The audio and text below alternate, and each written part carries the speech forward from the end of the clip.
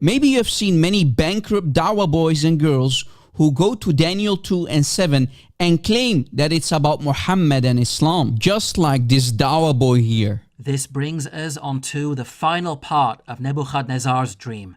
While you were watching, a rock was cut out, but not by human hands. It struck the statue. Then the iron, the clay, the bronze, the silver, and the gold were all broken to pieces.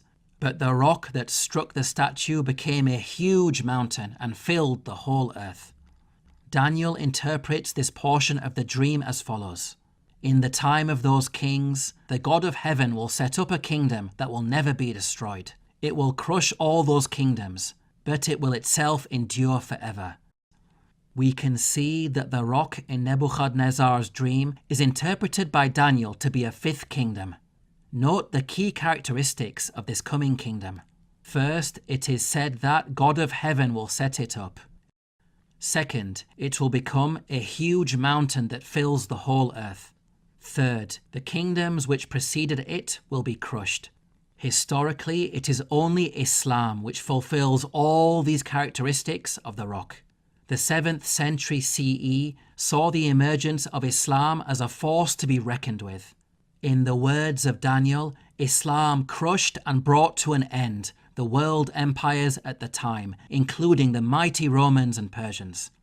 The early Muslims defeated them in war, capturing many of their lands, which remain under Muslim rule to this day. So as you see, these dawah boys want to force their demonic prophet and cult in our Holy Bible. Yet at the same time, these hypocrite pagan stone kissers claim that the Holy Bible is corrupted. What a comedy. In this video, I'll explain to you how to refute their silly claim. Muslims claim that the Son of Man is Muhammad, but that's shirk and utter blasphemy, because we know that the Son of Man is the Son of God, Jesus Christ, God himself in the flesh. The Son of Man is a divine title, and Jesus frequently referred to himself as the Son of Man in the Gospels. Jesus' claim before the high priest to be the Son of Man was a reference to the prophecy of Daniel 7, verses 13 to 14. We can find that in the Gospel of Matthew, chapter 26, verses 63 to 64. So according to our Muslim friends, Muhammad must be Jesus and God as well. But in Daniel 2 and 7, the Son of Man has to be king. His kingdom will be an everlasting kingdom, and all dominions will serve and obey him. The Son of Man in Daniel 7 is identified as the king who will ultimately inherit the kingdom prophesied in Daniel 2. But the most problematic part is Muslims love to force words in the mouth of their false prophet, which he never said.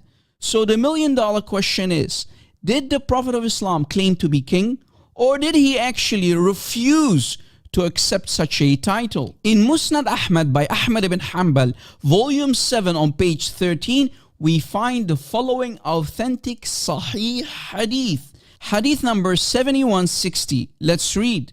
Abu Huraira reported, the angel Jibreel was with the Prophet. Jibreel said, verily, this angel has not come down since the day he was created. The angel said, O Muhammad, your Lord has sent me to you with the offer that I make you a prophet king or a servant messenger. Jibreel said, be humble before your Lord, O Muhammad. The Prophet said, rather, I will be a servant messenger. And as I said, the hadith is sahih, authentic. Notice, Muhammad did not want to be a king and wanted to be called instead a servant messenger, which refutes all of these lying and conniving dawah boys and girls who claim that Daniel is about their false prophet in Islam.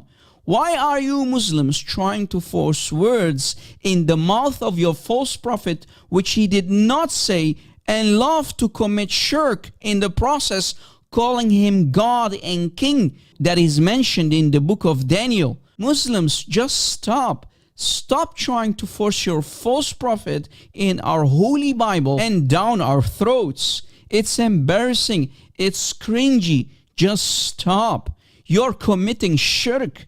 On top of all that, Muhammad never mentioned the book of Daniel, and the Quran in chapter 7 ayah 157 and chapter 61 ayah 6 commands Muslims to go to the Torah or Injil to find Ahmad in it. Is the book of Daniel found in either the Torah or Injil? So why are you Muslims disobeying Allah? Isn't that kufr, disbelief? The kingdom that is mentioned in Daniel crushed the other kingdoms. It's the kingdom of Christ, the Son of Man, which is the everlasting kingdom, and certainly not the demonic cult of Satan and his false prophet, which is Islam. Muhammad and his demonic cult are under the feet of Christ, the Son of Man. Stay away from Islam.